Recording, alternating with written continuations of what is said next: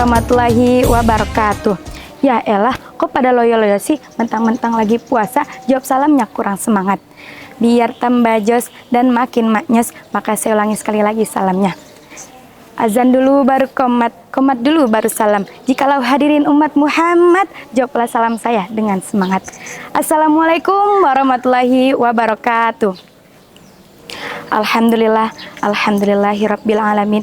Asyhadu an la ilaha illallah wahdahu la syarikalah mukhlishan lahuddin.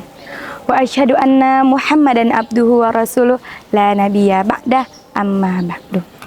Yang pertama-tama marilah kita panjatkan puja beserta puji syukur kita kepada Allah semata, Sang Maha Pengasih serta penyayang yang telah memberikan kita beribu-ribu nikmat yang besar dan tepat yang tak bisa diukur oleh arbet sekalipun.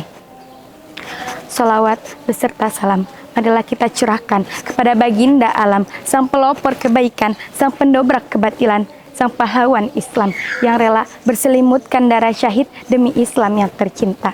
Siapa lagi kalau bukan Muhammad Nabina binuril hadina min Makkah habibi nuril sata'al madina sallu ala sayyidina Muhammadin sallu alaihi.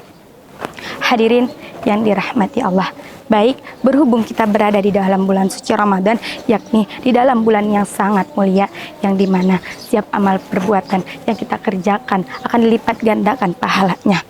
Dan salah satu amalan yang sangat dianjurkan Rasulullah, amalan yang tak pernah dilupakan oleh Rasulullah, yakni adalah itikaf, yang telah diriwayatkan oleh Aisyah radhiyallahu anhu bahwasanya Rasulullah SAW senantiasa beritikaf pada 10 hari terakhir bulan Ramadan sehingga Allah mewafatkan beliau. Hadis riwayat Bukhari wa Muslim.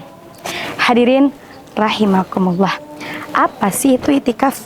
Itikaf adalah berdiam dirinya seseorang di dalam masjid dengan niat untuk beribadah kepadanya. Dan seorang yang itikaf disebut dengan mutakif.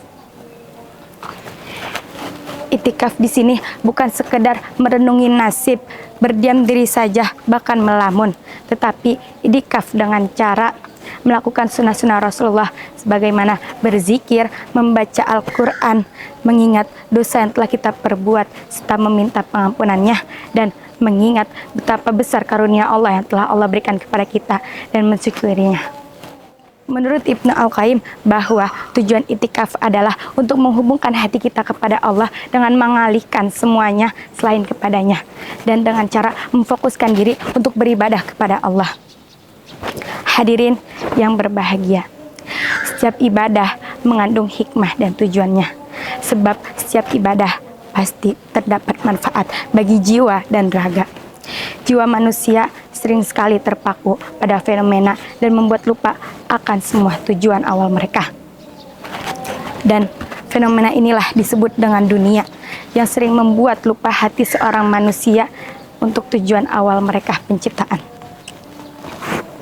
Jiwa ini memerlukan pembersihan diri serta pensucian diri seorang hamba untuk mencapai derajat takwanya. Dan pembersihan ini ada pada itikaf, yang dimana intinya pembersihan ini, itikaf ini guna untuk menghidupkan kembali hati untuk selalu bertakwa kepada Allah dan mendatangkan ketenangan dan ketentraman hati. Kisaran hati seorang mutakif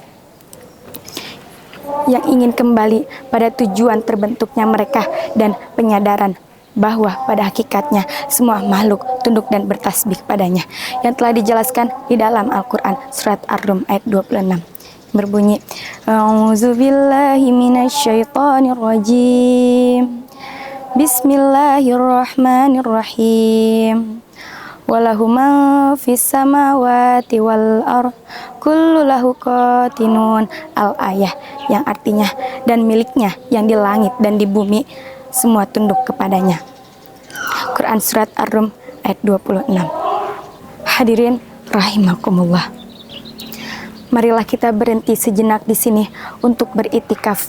Kita memerlukan saat-saat di mana untuk membebaskan diri dari rutinitas yang dapat mengurangi kepekaan spiritual kita, di mana kita melepaskan sejenak beban kehidupan yang telah kita pikul. Kita memerlukan saat-saat ini untuk membuka kembali lembaran perjalanan yang telah kita tempuh, untuk melihat seberapa jauh perjalanan yang telah kita tempuh dan sisa perjalanan yang harus kita lalui. Seperti Rasulullah yang beriktikaf guna untuk mencari ketenangan hati dari para cacian kaum Quraisy. Mari beriktikaf untuk meraih ketenangan hati.